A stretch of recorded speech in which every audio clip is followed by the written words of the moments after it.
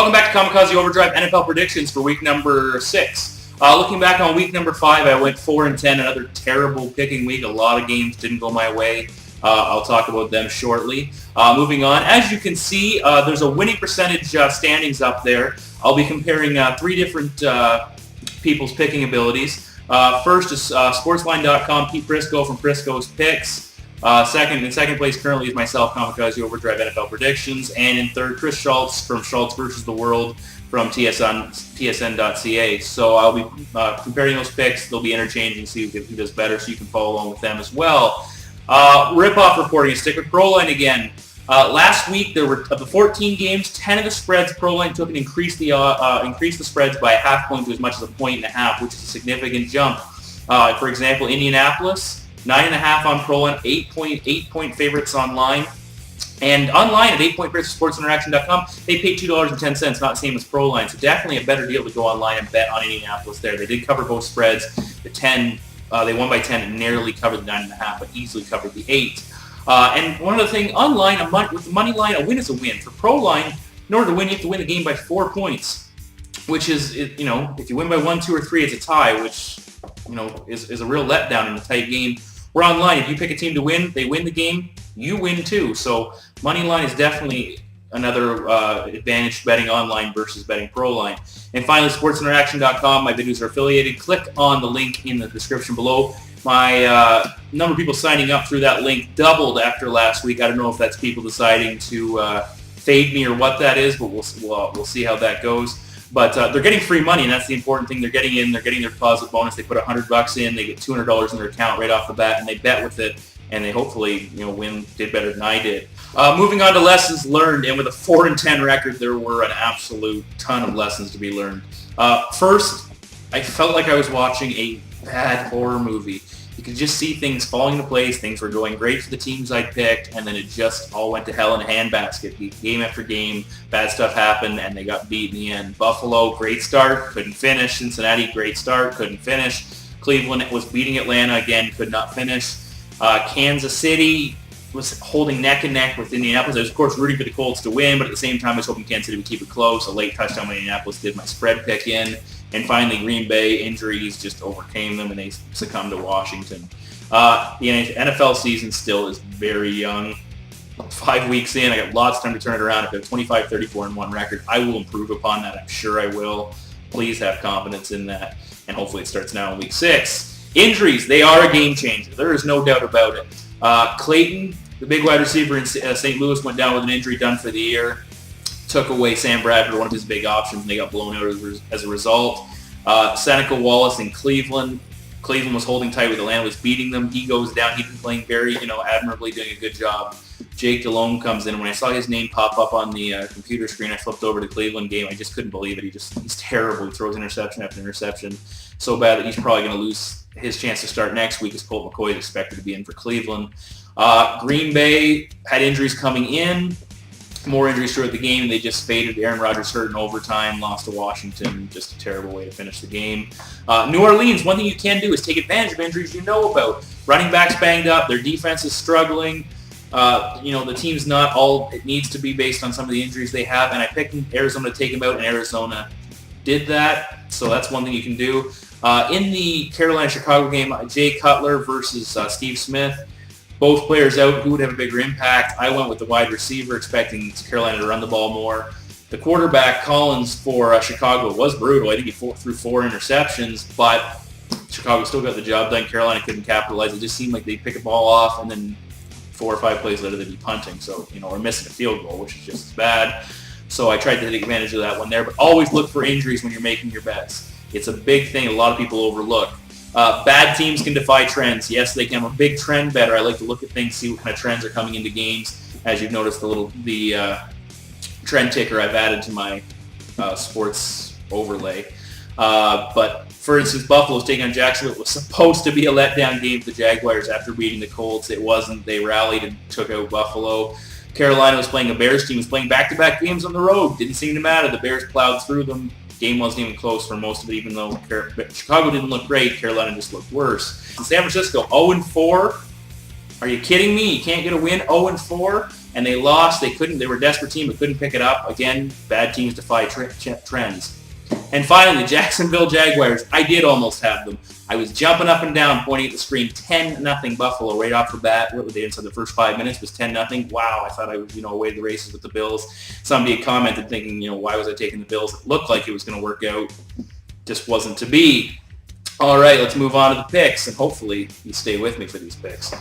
Moving first, we're in Philadelphia. The Atlanta Falcons are visiting. Philadelphia, 3-point home dog, or home favorite. I'm going to take the visiting Falcons. Philadelphia, Kevin Kolb, they got the job done last week. I don't think they can do it against Atlanta this week. Atlanta played a tough game in Cleveland. This is back-to-back road games for Atlanta. I think Atlanta's a better team. They're 4-1.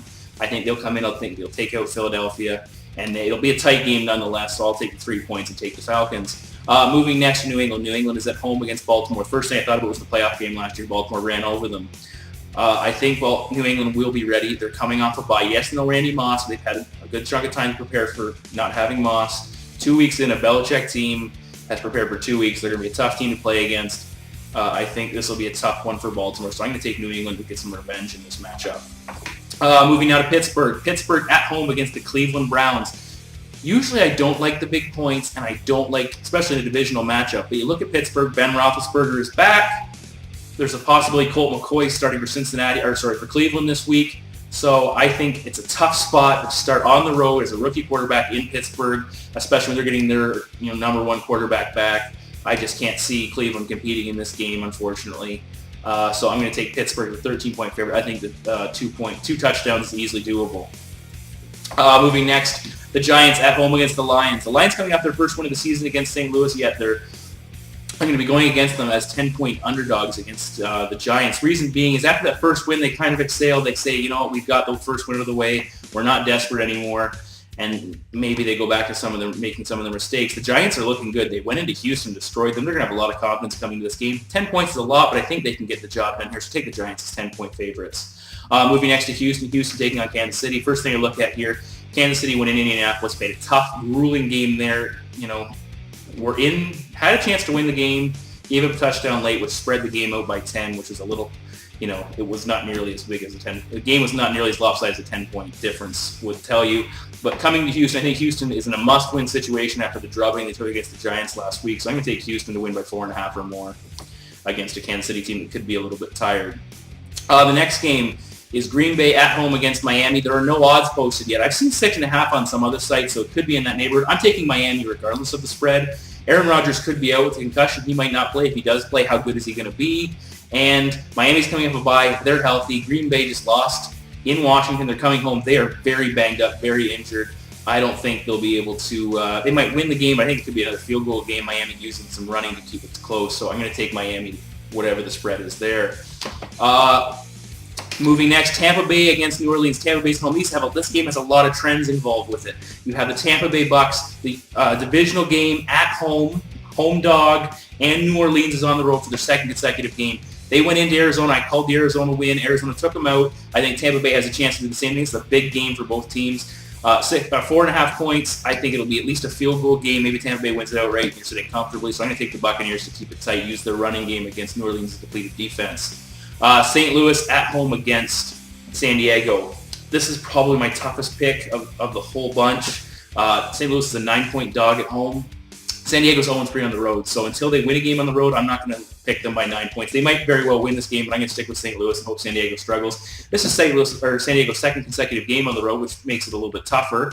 So that's definitely one thing in favor of the Rams. Steven Jackson will have to come up big, especially with the Rams losing Clayton, their big wide receiver, for the entire year. So this is a tight, tough game.